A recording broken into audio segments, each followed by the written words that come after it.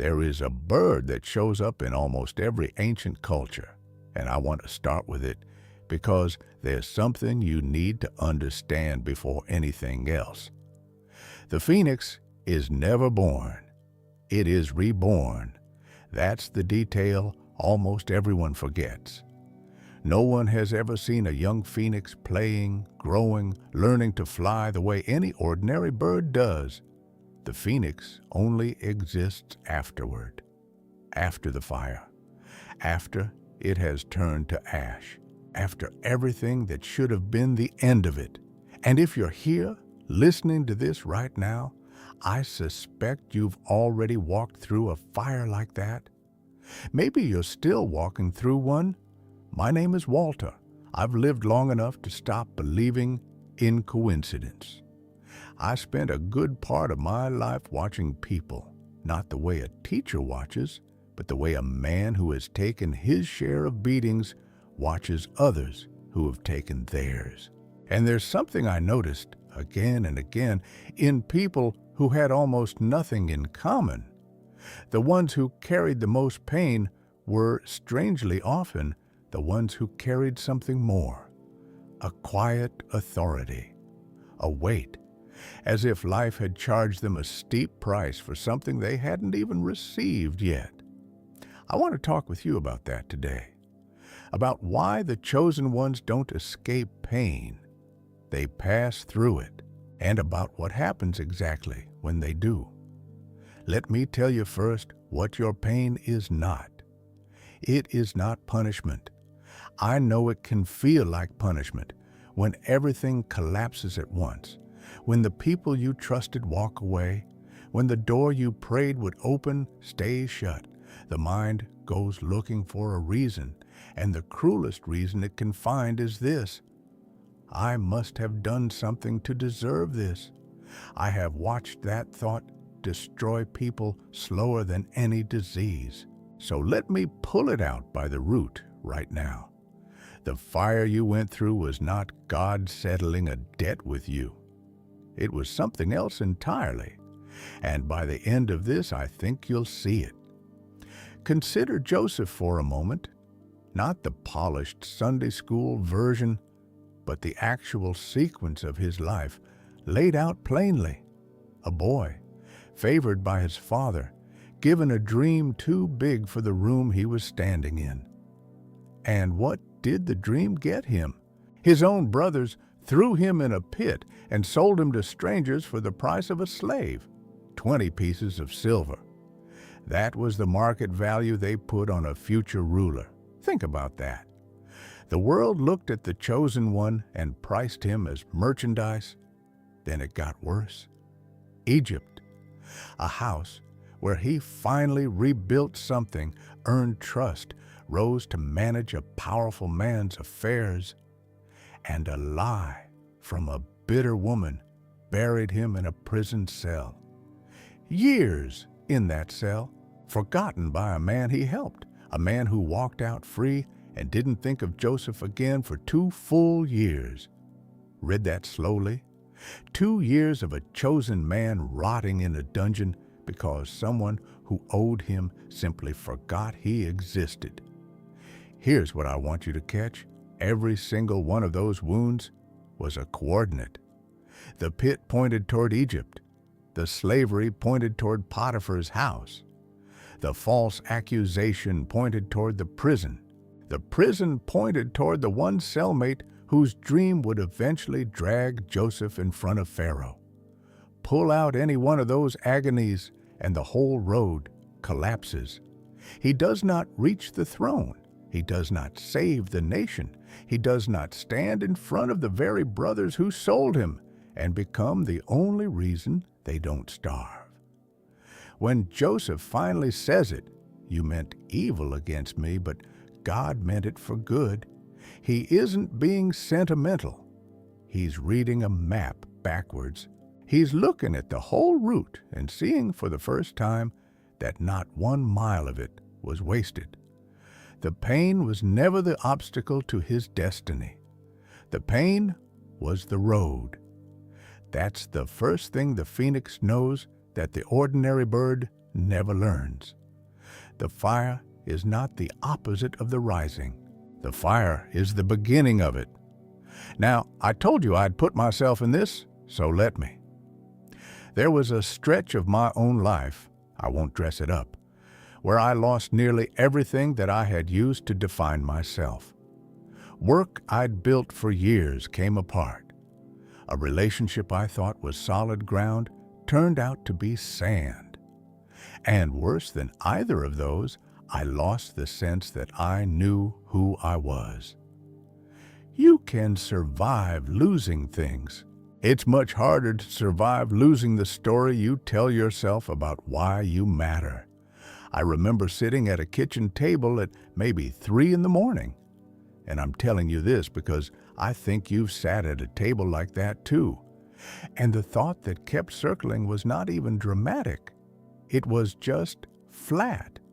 It was, this is who I am now. This is the size of my life from here on. That's the lie the fire whispers while you're still inside it. It tells you the ash is the final form. What I didn't understand at that table, what took me years to understand, was that I was not at the end of something. I was in the middle of a subtraction. Everything being stripped away from me was not random destruction. It was removal. There's a difference. And the difference is everything. Destruction takes and leaves you with nothing. Removal takes what was never supposed to stay, so that there's room for what's coming. At the table, it felt identical. Only later could I tell them apart. I want to sit on that word, removal, because the chosen ones tend to misread it more than anyone. When you are set apart for something, the things that don't belong on the road have to come off you. Sometimes those things are habits. Sometimes they're people. And this is the part nobody wants to hear. Sometimes the people who leave during your hardest season were never meant to make the whole journey with you. It feels like abandonment. The pain of it is real. I'm not going to minimize it. But look at it from the road's point of view, not the wound's point of view. Some companions are for one stretch of the path. When the path turns, they can't turn with you, and rather than slow you to a stop, they fall away. You experience it as loss. It is often protection wearing the mask of loss. I watched this happen to a man I knew years ago. He'd built his whole identity around a circle of friends, a certain crowd, the people he'd come up with. When his life cracked open, and it cracked hard, almost every one of them disappeared inside of a month. He took it as the final proof that he was worthless. That's what he told me. If even they left, what does that say about me? And I remember thinking, but not saying yet, because he wasn't ready to hear it. It doesn't say anything about you. It says something about them. It says they were fair weather companions, and the weather just turned, and now you know. The storm didn't take your friends. The storm showed you which ones were already gone, just standing close enough that you couldn't tell. 2 years on, the people around that man were of a completely different order. He'd have never met them carrying the old crowd. The clearing had to come first. That's what removal does. It clears. And clearing always feels like loss while it's happening, because you can see what's being taken and you can't yet see what the empty space is for. Think about Elijah after Mount Carmel. This is a man who had just stood alone against 450 prophets and won. Fire from heaven, the whole nation watching, the single greatest public victory of his life. And what's the very next scene? Elijah alone in the wilderness, under a solitary tree, asking God to let him die. The hero of the mountain suicidal in the desert less than 48 hours later. Now most people read that and see a man who failed, a prophet who cracked. I read it differently. I see what happens to the chosen right after the highest moment. The peak and the pit are closer together than anyone warns you. And notice what God does not do. He doesn't lecture Elijah. He doesn't say, snap out of it. You just saw fire fall from the sky. How dare you despair? He lets the man sleep. He sends food. He lets him rest twice before a single word of instruction comes. And then, when Elijah is ready, God doesn't show up in the earthquake or the wind or the fire. He shows up in a low whisper, a still, small voice. The God who answered with roaring fire on the mountain answers with a whisper in the valley, because the chosen one in triumph needs a different voice than the chosen one in collapse. And if you're in the valley right now, I want you to consider that the silence you're interpreting as abandonment might be the whisper, and you've just been listening for the fire. Let me get specific about how the pain actually converts into power, because I don't want to leave this floating in nice language. There's a real mechanism here, and the chosen ones who rise are the ones who eventually understand it. Pain does one thing better than any teacher, any book, any mentor. It removes your ability to lie to yourself. When everything is comfortable, you can carry illusions about yourself for decades. Who you are, what you can handle, what you actually want, who's actually with you. Comfort is a fog that lets the illusions survive. Fire burns the fog off. After real loss, you know things about yourself that you could not have known any other way. You know exactly how much you can lose and still stand. You know which of your fears were real and which were just noise. You know who showed up and who vanished. That knowledge is not a small thing. That knowledge is a kind of power that untouched people simply do not possess and can't fake. Have you ever noticed that you instinctively trust someone who has suffered and come through it? You can feel it on them. There's a steadiness. They don't panic at small storms because they've stood in large ones.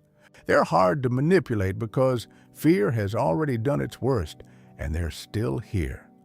That steadiness was forged. It was not given to them at birth, and it cannot be bought. It came out of exactly the season they would have paid any price to avoid. This is why I tell you, the wound becomes the credential. Joseph could not have governed Egypt's famine without the years of scarcity and waiting that taught him what desperation feels like from the inside. Moses could not have led slaves to freedom without his own 40 years on the backside of a desert, stripped of the prince he used to be, learning the very wilderness he'd one day guide a nation through. The future leader was being trained by the exact terrain that looked at the time like exile. Moses thought those 40 years were his life being wasted. They were his preparation. He just couldn't read it while he was living it, and neither can you while you're living yours. I want to stay with Moses a second longer because his story holds something most people skip past. When God finally calls him at the burning bush, Moses argues. He doesn't say yes. He lists his disqualifications. Who am I? They won't believe me. I'm not a good speaker. Send someone else. This is a man who, 40 years earlier, was confident enough to kill a man and assume he could deliver a whole nation on his own strength. The desert didn't just teach him the terrain. It emptied him of the arrogance that would have ruined the mission. The young Moses had the boldness, but not the brokenness. The old Moses had both, and only the man with both could do the job. The 40 years didn't delay him. They were the only reason he was usable. You see, there's a version of you that wanted the destiny without the dismantling. Most of us start there. We want the throne without the pit, the promised land without the wilderness, the crown without the cross. But the dismantling isn't the toll you pay to reach the calling. The dismantling is part of the calling. The person who arrives is built by the road, and there's no shortcut that produces the same person. Now, I need to say something harder because I don't believe in selling you comfort that isn't true. Not everyone who suffers rises. The fire alone doesn't make a phoenix. There are people who go through terrible things and come out smaller, bitter, closed. The pain is the same. The outcome is opposite. So what's the difference? What separates the ash that becomes a phoenix from the ash that just stays ash? I've thought about this for a long time, and I've come to believe the difference is what you do with the meaning. The person who stays in the ash takes the pain and uses it to build a case against life. The pain becomes evidence. Evidence that they're cursed, that people can't be trusted, that hope is for fools, that they should never reach again. They wrap the wound around themselves like armor, and it does protect them.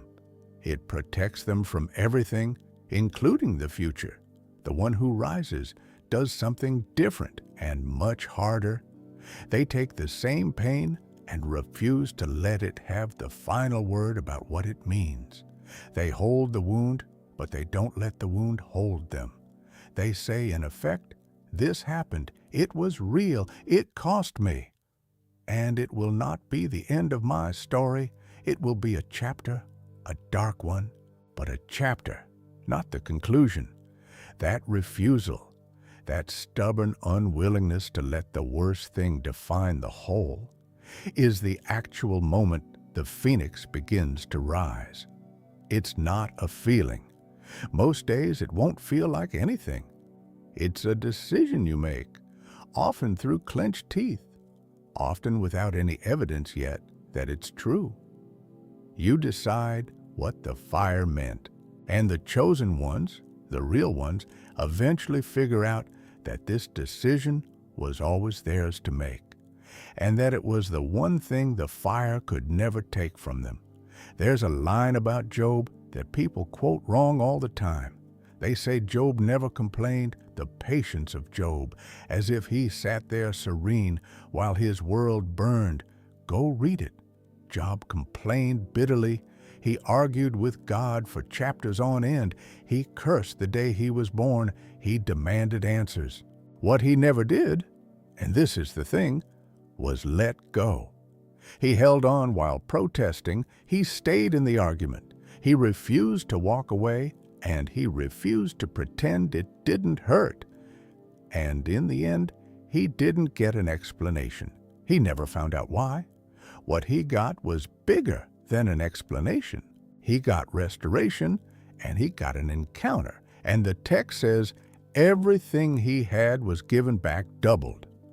I point that out because somewhere along the way, the chosen ones get told they have to suffer quietly, gracefully, without ever protesting, or it doesn't count. That's not in the text. You're allowed to hate the fire while you're in it. You're allowed to ask why and get no answer and keep walking anyway. The rising doesn't require you to enjoy the burning. It only requires you to not let go.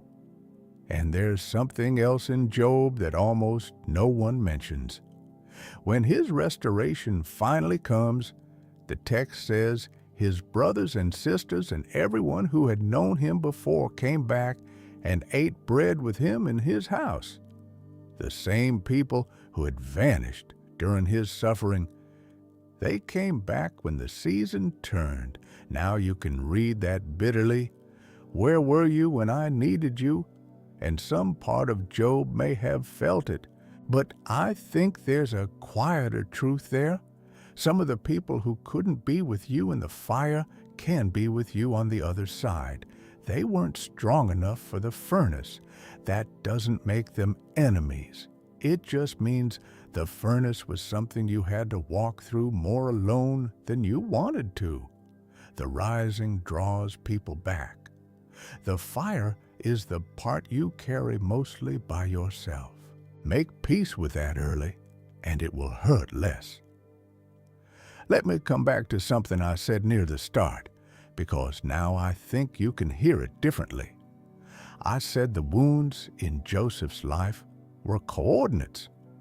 Let me ask you something directly. What if yours are too? The thing that broke you, the betrayal you didn't see coming, the door that closed, the years that felt wasted, the relationship that ended. What if none of it was random? What if every one of those was a coordinate pointing somewhere you can't see yet, from inside the prison cell you're standing in? I'm not asking you to feel grateful for the pain. That's a cruel thing to demand of someone still bleeding. I'm asking you to consider that it might be a road and not a wall. Those are very different things to be standing in front of, and from up close they can look identical. Here's what I've come to believe after all these years of watching.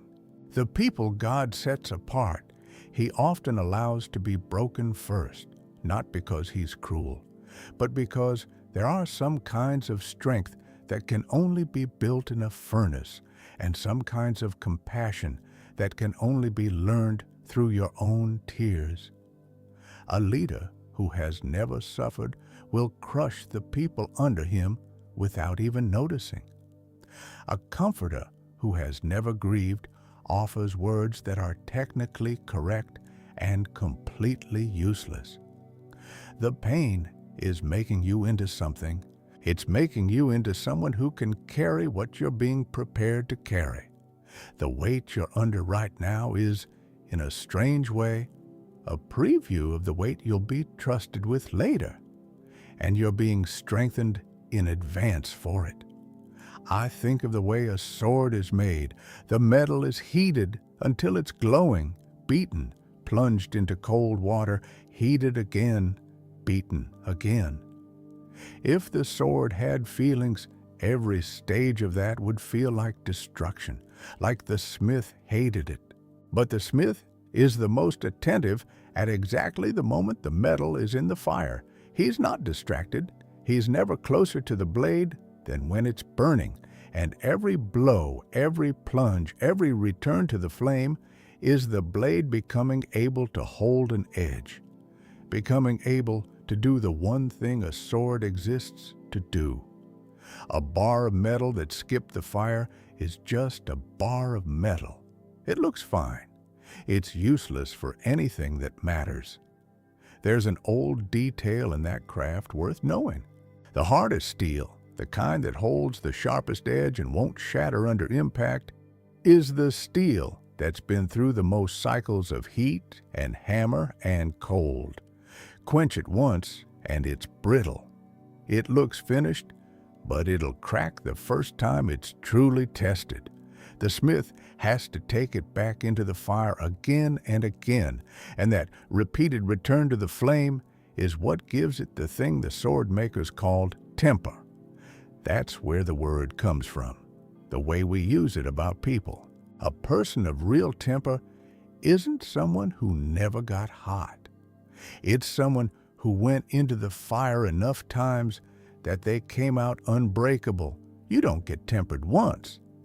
If you're back in the fire and you thought you were already done, maybe you're not being punished. Maybe you're being tempered for something that the first pass through the flame couldn't prepare you for. You're in the fire.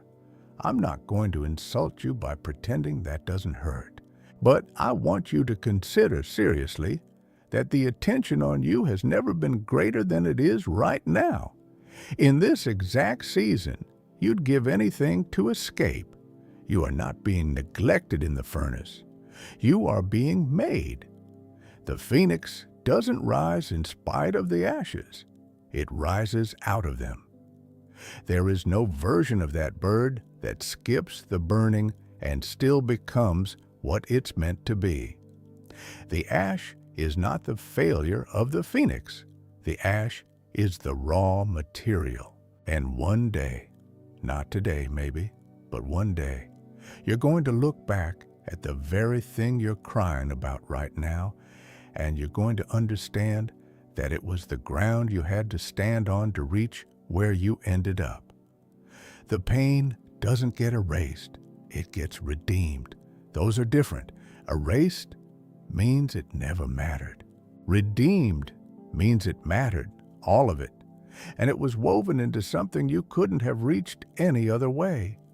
There's a moment in Paul's letters where he talks about a thorn in his flesh, some ongoing affliction he never names, something he begged to be taken away 3 separate times. And the answer he got wasn't healing. The answer was, "My grace is sufficient for you. My power is made perfect in weakness." Sit with how strange that is. The power isn't made perfect in the strength. It's made perfect in the weakness. The very place Paul thought disqualified him was the place the power flowed through. He stopped asking for the thorn to be removed and started understanding that the thorn was the doorway, not the obstacle to the calling, the conduit of it. The chosen ones eventually stop praying only for the fire to end and start asking what the fire is making, because the 2 prayers come from completely different men, and only one of them rises. I started by telling you the phoenix is never born, only reborn. Let me close the thought. That means the real you, the one strong enough, wise enough, deep enough for what's actually coming. That version of you hasn't been born yet either. That version is being formed right now, in the heat, in the loss, in the long silence where you're sure no one is watching. The person you'll be on the other side of this is someone you haven't met. And the only way to meet them is to go through, not around, through. So don't waste the fire. Don't go through everything you're going through and come out the other side smaller with nothing to show for it but a list of grievances against life. Let it do its work.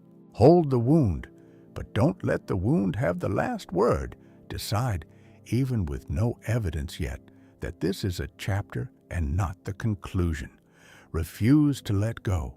That refusal is the rising. That's where the phoenix begins.